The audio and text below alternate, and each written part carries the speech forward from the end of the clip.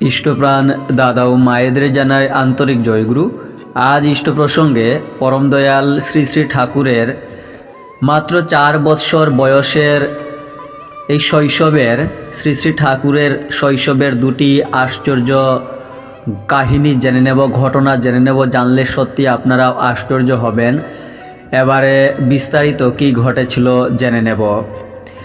শিশু যখন অর্থাৎ শ্রী শ্রী ঠাকুর যখন প্রায় 4র্থ বৎসরে পদার্পণ করিয়াছেন, তখন বাটির নিকটস্থ শ্রীযুক্ত মুকুন্দলাল বসু মহাশয়ের বাড়িতে তাহার ভাতুষপুত্র হেমচন্দ্র একটি পুষ্প উদ্যান প্রস্তুত করিয়াছিলেন। বাগানটি বেড়া দিয়া এমন করিয়া ঘেরা ছিল যে কুকুর বিড়াল পর্যন্ত তন্মধ্যে প্রবেশ করিতে পারিত না। বেড়ার উপর আবার খেজুরের কাঁটা দেওয়া থাকিত। দরজায় তালা বন্ধ করিয়া রাখা হইত।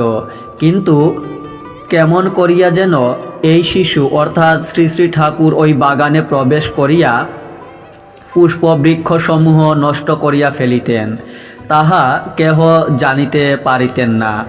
হেম যখন দুঃখিত হইয়া ক্রন্দন করিতেন, তখন শিশু অর্থাৎ শ্রী শ্রী ঠাকুর শতপ্রবৃত্ত হইয়া বলিতেন, আমি গাছ ভেঙেছি। এইরূপ 2-3 বার করিবার পর শ্রী শ্রী ঠাকুরের জননী বিরক্ত হইয়া তাহাদিগকে বলিলেন, ও যদি অনিষ্ট করে তবে ওকে ধরে মেরে দে। তাহাতে শিশু বলিলেন, শ্রী শ্রী ঠাকুর বলিলেন, হাত আছে বাঁধো আর পিঠ আছে মারো, আমার কি? যতবার এখানে ফুলের বাগান করবে ততবার ভেঙে দেব। কিন্তু ভাই, এক সুন্দর স্থান আছে, সেখানে ফুলের বাগান করো, আমি ভাঙব না। সে স্থানে বাগান করলে চিরদিন থাকবে। এখানে বাগান করে কি হবে? এখানে তো তুমি থাকবে না, তুমি তো শীঘ্রই সেখানে যাবে। ছোট্ট ছেলের অর্থাৎ শ্রী শ্রী ঠাকুরের কথায় কে আস্থা স্থাপন করিবে? শিশুর কথা সবই মিষ্ট, সমস্তই উপভোগের। তখন কেহই ভাবিতে পারেন নাই এই শিশুর অর্থাৎ শ্রী শ্রী ঠাকুরের আধো আধো কথা কঠোর সত্যে পরিণত হইবে। হায় বিধি, তোমার বিশ্বরাজ্যের লীলাখেলা কে বুঝিবে?